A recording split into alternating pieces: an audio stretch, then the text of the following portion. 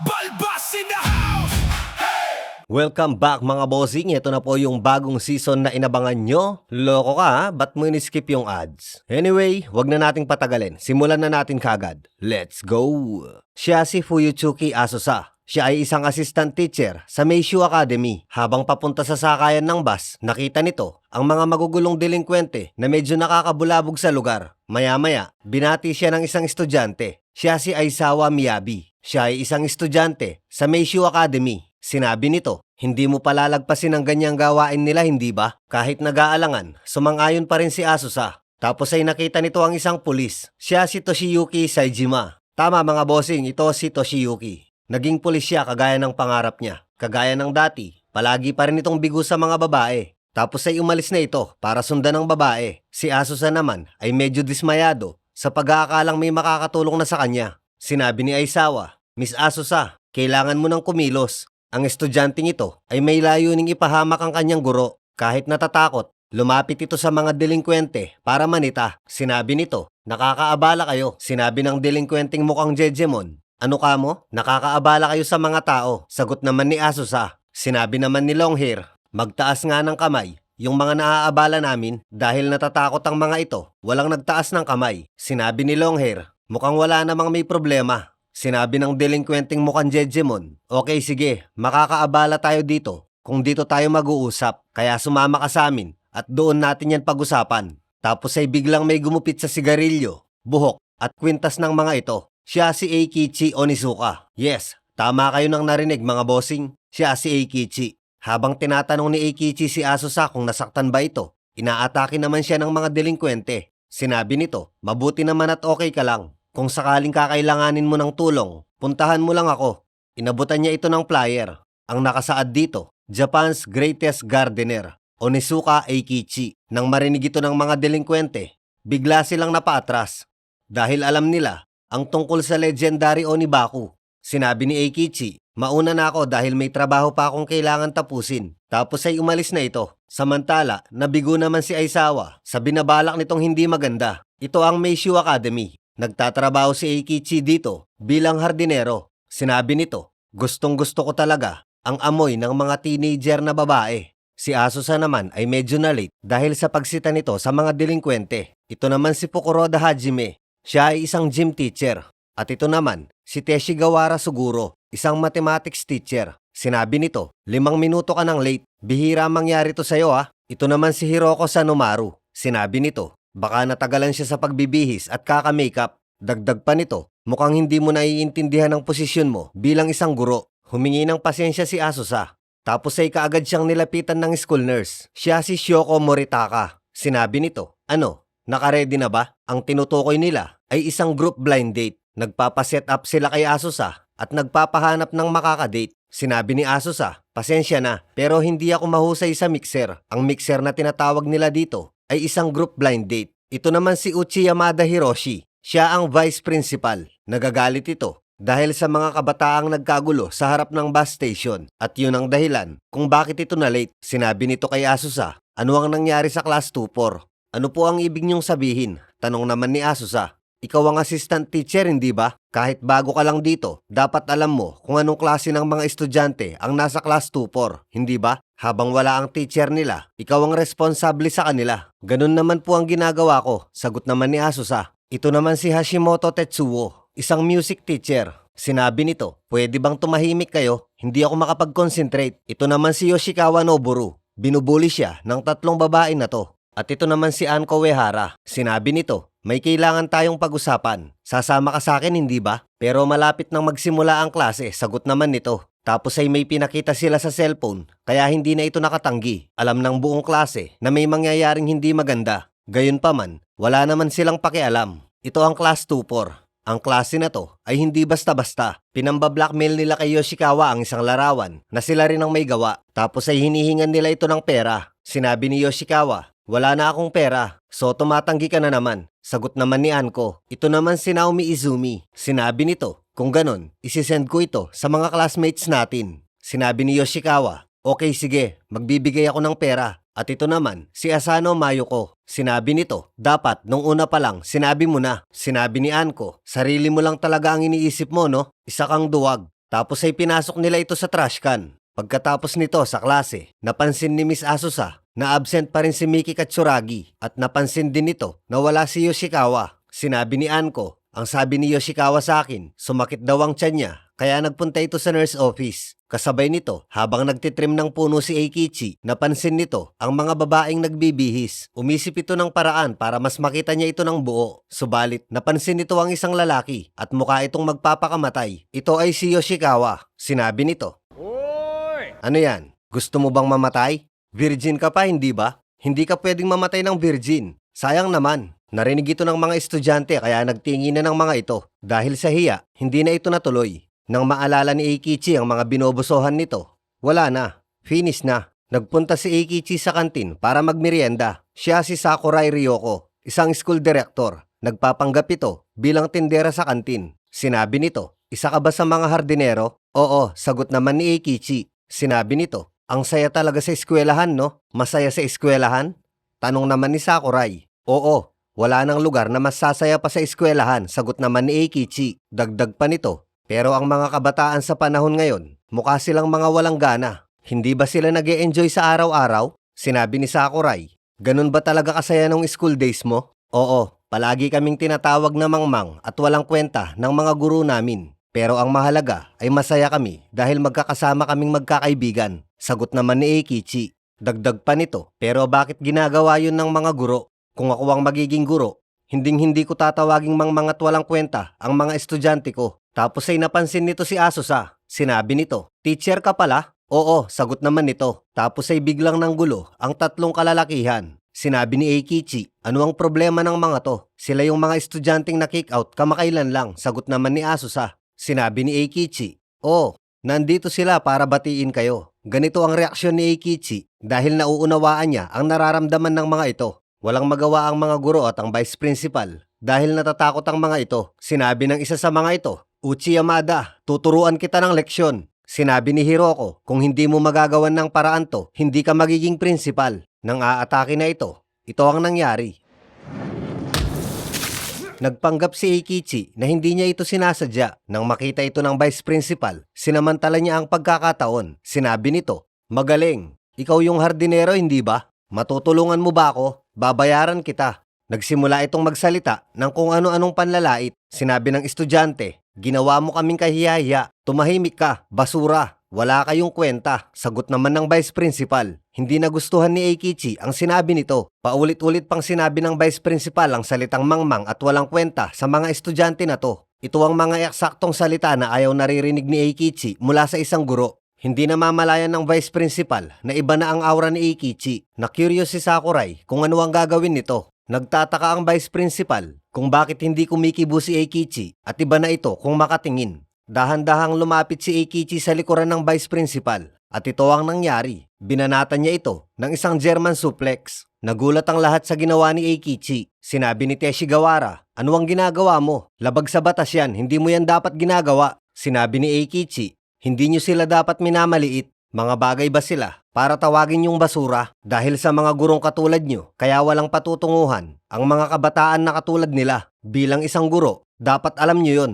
Natahimik ang lahat dahil sa mga sinabi ni Eikichi. Tapos ay inaya niya ng umalis ang mga estudyante. Napahanga si Sakurai sa mga sinabi ni Eikichi.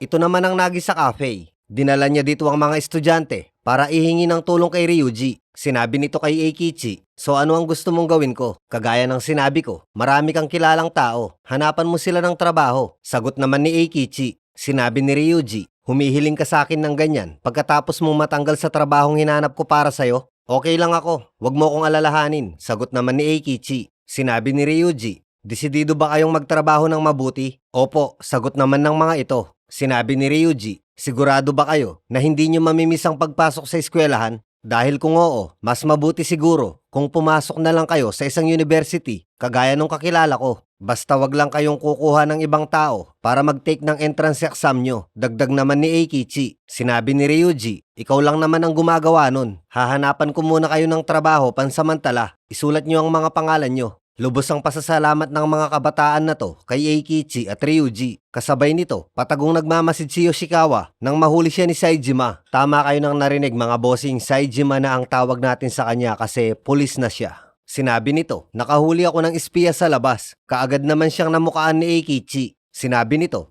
suicide boy? Sinabi ni Saejima, hindi ka lang pala espiya. Sinubukan mo pang mag-suicide? Ano ba ang nangyayari sa'yo? Tanong naman ni Eikichi. Sinabi ni Ryuji, mukhang gusto kanyang makausap. Dagdag pa nito, kailangan mo ng tulong niya, tama ba? Isang mabigat na bagay. Kaya mas gugustuhin mo na lang mamatay. Sinabi ni Saejima, pangit ba ang grades mo o iniwan ka ng jowa mo? Wala sa mga yan, ang karapat dapat pag-aksayahan ng buhay. Hindi naman yun, sagot naman ni Yoshikawa. Nabubuli ka ba? Tanong naman ni Ryuji. Sinabi ni Saejima, tama si Ryuji. Kamukha mo yung mga batang palaging napagtitripan.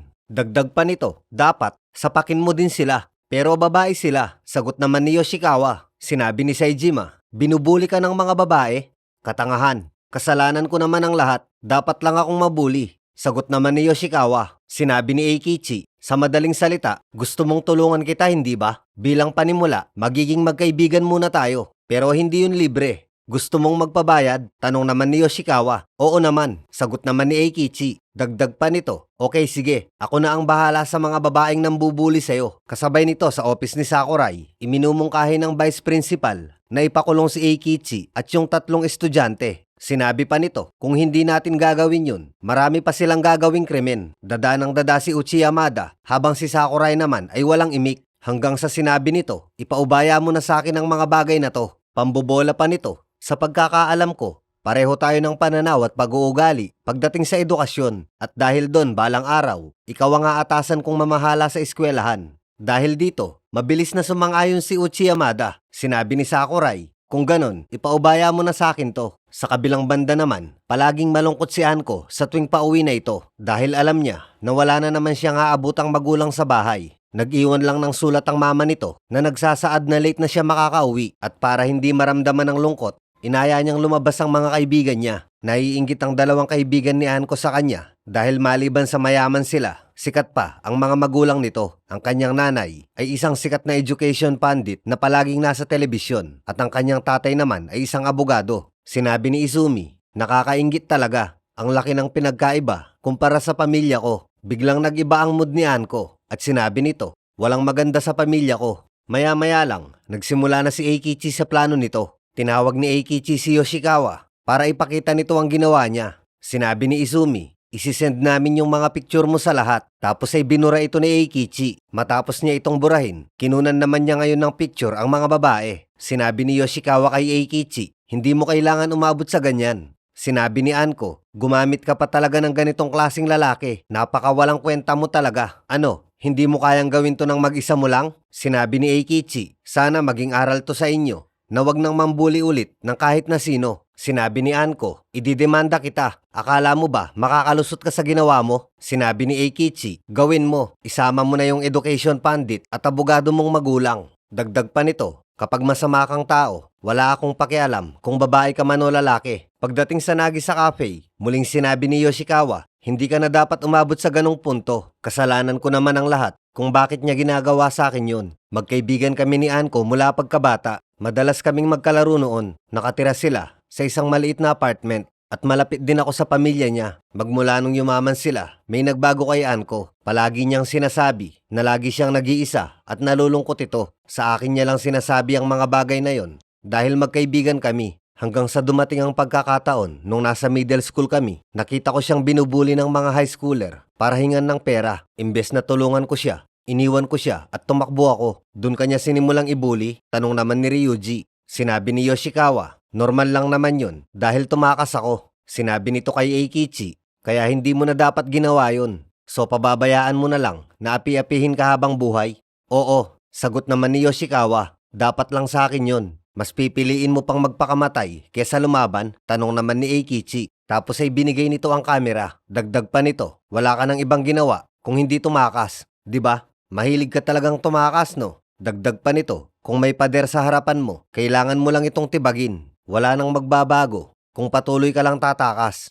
Pagsapit ng gabi habang naglalakad si Eikichi, bigla siyang sinalubong ni Anko. Sinabi ni Eikichi, ano ang kailangan mo? Sinabi ni Anko, palagi akong nag-iisa. Palaging wala ang mga magulang ko at hindi sila umuuwi dahil sa trabaho. Lagi akong nalulungkot kaya nagawa ko yun kay Yoshikawa. Masaya ako nung pinagalitan mo ko. Maraming salamat. Mabuti naman kung ganon. Sagot naman ni Eikichi. Sinabi ni Anko, pwede mo ba akong samahan kahit ngayong araw lang? Ayokong umuwi sa bahay namin. Ayaw mo ba? Tanong naman ni Anko. Hindi naman sa ayaw. Sagot naman ni Eikichi. Wala nang nagawa si Eikichi kung hindi samahan ito. Habang naglalakad si Asusa, nakita niyang magkasama si Eikichi at si Anko. Sinubukan niyang sundan, subalit hindi ito makatawid. Sinama niya ito sa apartment nilang magkakaibigan. Pagdating sa loob, pinaupo niya muna si Anko, tapos ay nagtingin ito ng kwartong magagamit. Subalit, marumi ang kwarto niya at may tao naman sa kwarto ni Saejima. Biglang sinabi ni Anko, "Jowa mo ba to?" Nagulat si Eikichi dahil ang napasok ni Anko ay ang kwarto ni Ryuji. Sa sobrang taranta ni Eikichi, napasagot na lang ito ng oo. Dagdag pa nito, nasa ibang bansa siya ngayon at nag-aaral ng psychology. Sinabi ni Anko, "Ganun ba? May jowa ka pala. Kung ganun,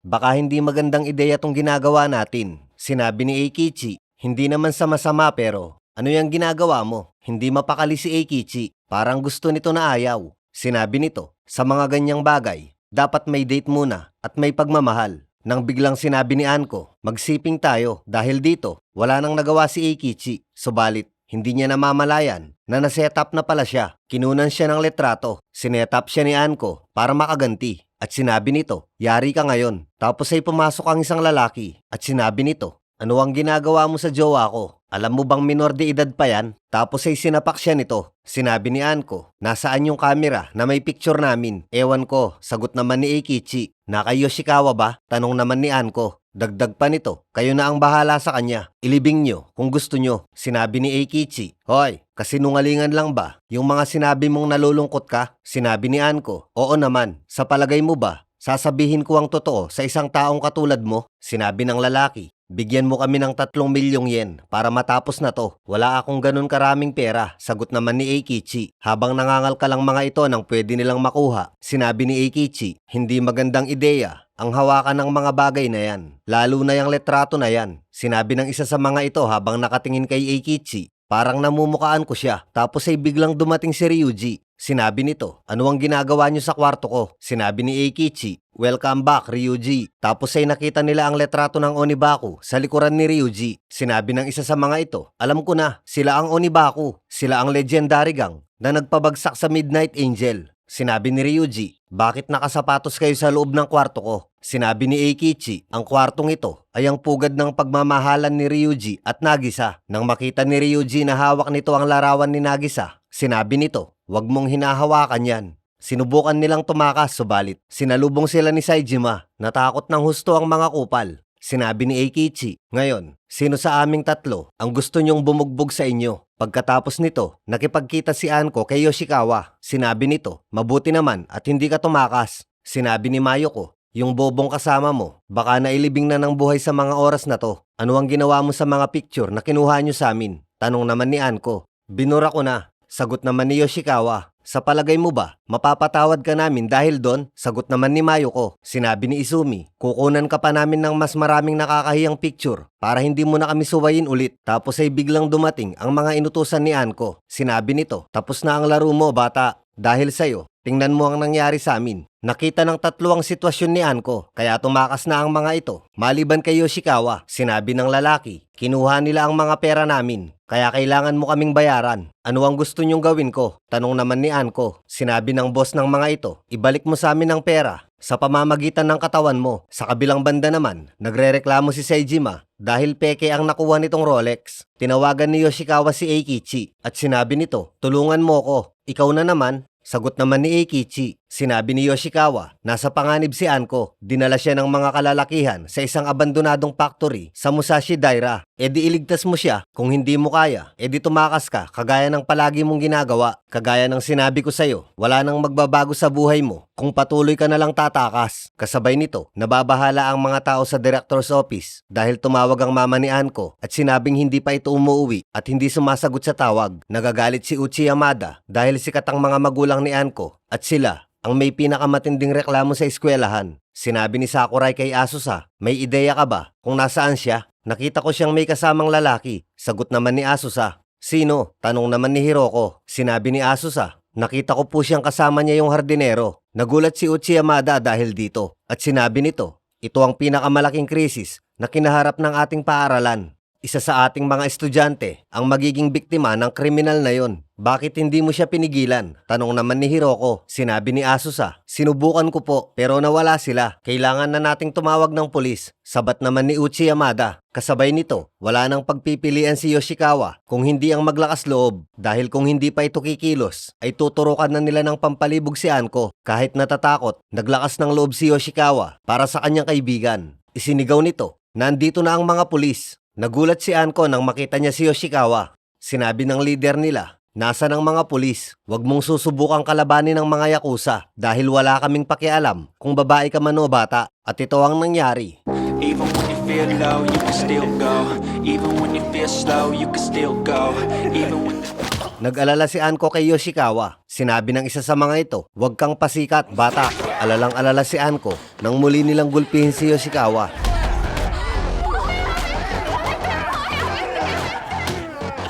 Tapos ay biglang dumating si Eikichi.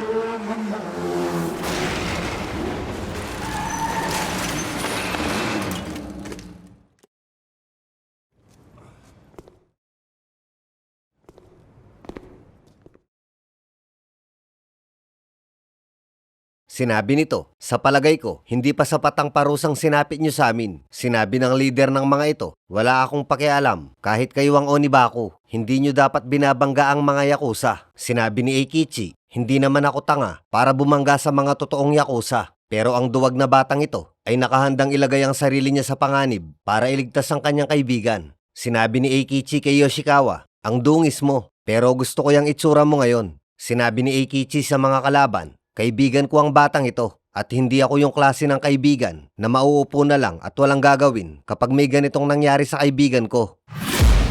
I'm taking shots at the enemy. I'm gonna make it to the top, leave a legacy. If I got something to say, you better let me speak. Turn it up a new degree, bitch, you ain't seen anything.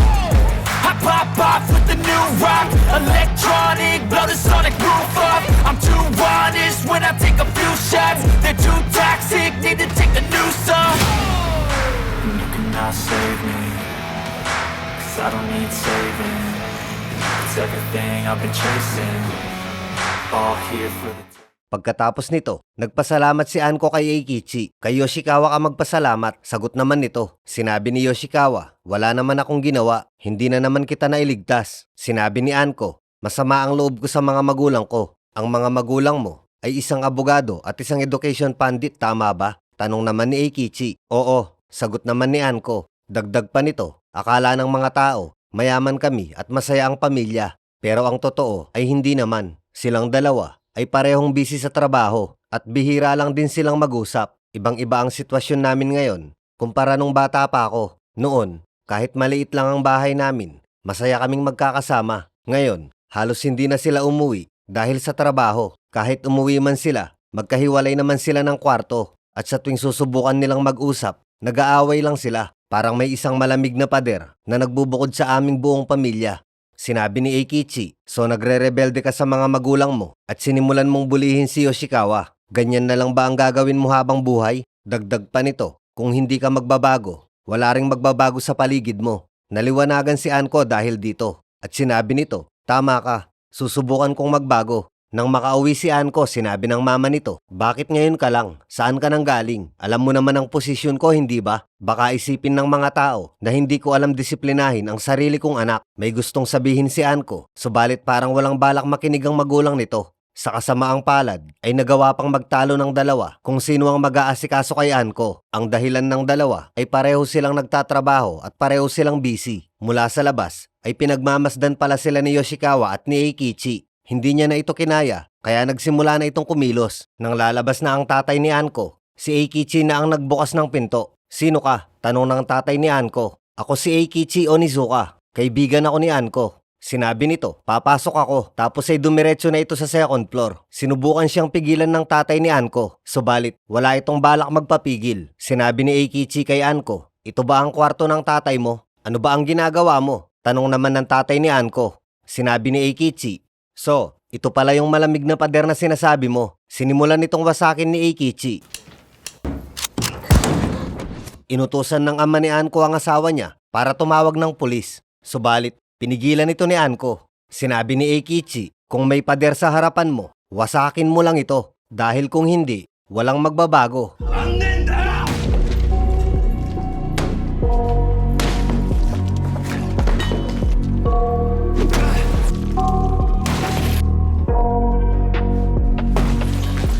Sinabi ni Yoshikawa, patawarin mo ako kung hindi kita nailigtas nung nasa middle school tayo. Patawad kung tumakas ako. Magmula ngayon, hinding-hindi na ako tatakas. Sinabi ni Eikichi, nasa sa inyo na ang mga susunod na diskarte. Gawin niyong masaya ang buhay sa sarili niyong pamamaraan. Dahil dito, nagsimulang matauhan ang mga magulang ni Anko. Pagpasok sa eskwelahan, sinalubong ng dalawa si Anko. Sinabi ni Mayoko, pasensya na kahapon. Okay ka lang ba? Nag-alala kami sa'yo. Oo, okay lang ako, sagot naman ni Anko. Nang makita nila si Yoshikawa, sinisi nila ito sa nangyari. Pumiglas si Yoshikawa at bumati ito ng magandang umaga kay Anko. Nagulat ang dalawa sa nakita nilang reaksyon kay Anko. Sa kabilang banda naman, nagbabalak mamboso ang dalawa. Sinabi ni Saejima, ano na ang balak mong gawin ngayon? Wala kang trabaho, hindi ba? Biglang dumating si Ryuji at sinabi nito, sabi na nga ba at nandito kayo? Gusto kanyang makausap. Tapos ay inabutan siya nito ng kape. Dahil sa kape, naalala niya na kung sino ito. Sa pagkakataon na to, nagpakilala na si Sakurai bilang direktor ng Meishu Academy. Direktor ka pala? Tanong naman ni Eikichi. Oo, sagot naman ni Sakurai. Sinabi nito, noong isang gabi, nakatanggap ako ng tawag mula sa isang magulang. Ang sabi niya, nawawala daw ang anak niya. Dahil doon, alalang-alala ako. Oh, wala akong kinalaman dyan, sagot naman ni Eikichi. Sinabi ni Sakurai, pero nitong umaga, nakatanggap ulit ako ng tawag mula sa kanya at nakauwi na daw ng ligtas ang kanyang anak at salamat daw sa hindi kilalang kaibigan ng kanyang anak. Dahil sa kanya, ang malamig na pader sa pagitan nilang mag-asawa ay wala na at natauhan na din siya. Tungkol kaya saan yon? Hindi ko pwedeng sabihin, sagot naman ni Eikichi. Sinabi ni Sakurai, pakiusap, pumasok ka sa paaralan ko. Gusto kitang kunin bilang isang guro. Nagulat ang mga ito sa sinabi ni Sakurai. Dagdag pa nito, mabuti na lang at nakapagtapos ka ng education. At mayroon ka ring teacher's license, hindi ba? Sinabi ni Saejima, kumuha siya ng ibang tao para mag-take ng teacher's license niya. Tapos ay sinapak siya ni Ryuji. Sinabi ni Eikichi, sigurado ka ba?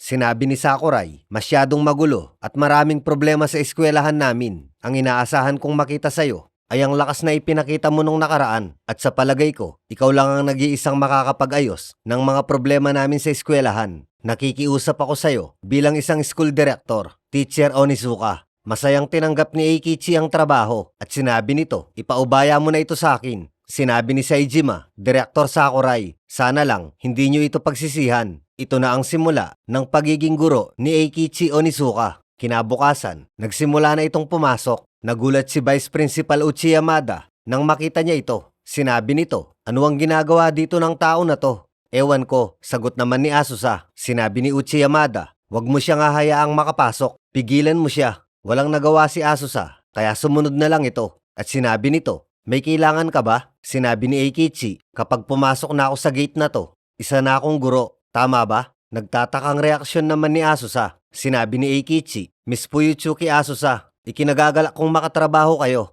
Nagtataka pa rin ng mga ito dahil wala silang alam na kinuha siya ni Sakurai bilang isang guro.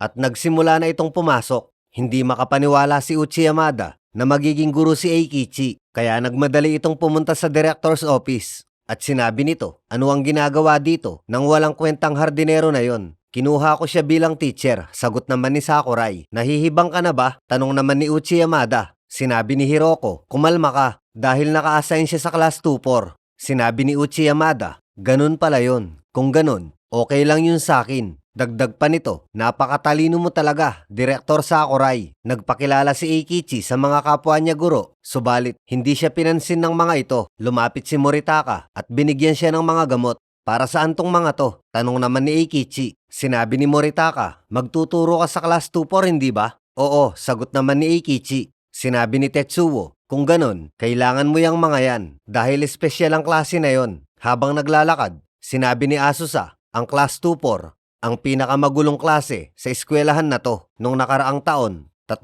beses silang nagpalit ng guro. Sinabi ni Eikichi, ayos lang, sanay ako sa mga delinkwente. Kahit sino pa sila, patitinuin ko sila. Sinabi ni Asusa. Pero hindi naman yun ang problema. Kahit anong klase pa sila, walang problema sa akin. Sagot naman ni Eikichi. Ibinalik nito ang gamot, tsaka na ito umalis. Bago ito pumasok, sinabi nito, ipaparanas ko sa inyo kung paano matakot. Tapos ay pumasok na ito.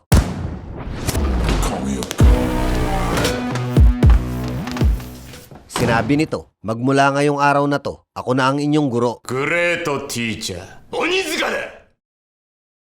Ikinagagalak ko kayong makilala. Nagulat si Eikichi dahil lang tutunod at ang tahimik ng mga ito. Hindi ito ang inaasahan niya ayon sa kwento. Nagulat din ito nang makita niya ang dalawa. Sinabi ni Aizawa, magpa-attendance na po kayo. Malapit na pong magsimula ang unang klase. Pagkatapos nito, sinasabi ni Eikichi, paano sila naging problema? Mukha lang silang mga ordinaryong bata. Sinundan ng dalawa si Eikichi para bigyan sana ng babala. Subalit, nakasalubong nila si Aizawa. Sinundan ni Aizawa si Eikichi at sinabi nito, Teacher Onizuka, ako po si Aizawa Miyabi, ang class representative. Gusto sana kitang makausap. May kaklase kasi kami na ayaw pumasok sa eskwelahan. Kaibigan ko siya, si Miki Katsuragi. Bakit naman ayaw niyang pumasok? Tanong naman ni Eikichi. Hindi ko din po alam. Bilang kaibigan, nag-aalala ako sa kanya. Sagot naman ni Aizawa. Dagdag pa nito, sana matulungan niyo siya. Ipaubaya mo na sa akin yan. Kayang-kaya ko siyang pabalikin. Sagot naman ni Eikichi. So ayun mga bossing, hanggang dito lang muna ang episode na to. Iko-consider na natin to bilang part 5 kahit iba na yung gumaganap. Total, katuloy naman to. At big shoutout nga pala kay Amancio Fan TV. Ayan. Maraming salamat sa iyo, bossing. So ayun, walang shoutout dahil walang nakasunod dun sa guidelines natin dahil wala sigurong nakikinig. Kapag walang hashtag balbas, name and location, wala pong shoutout. Pero okay lang, mas okay na rin to. Okay, see you on next episode mga bossing.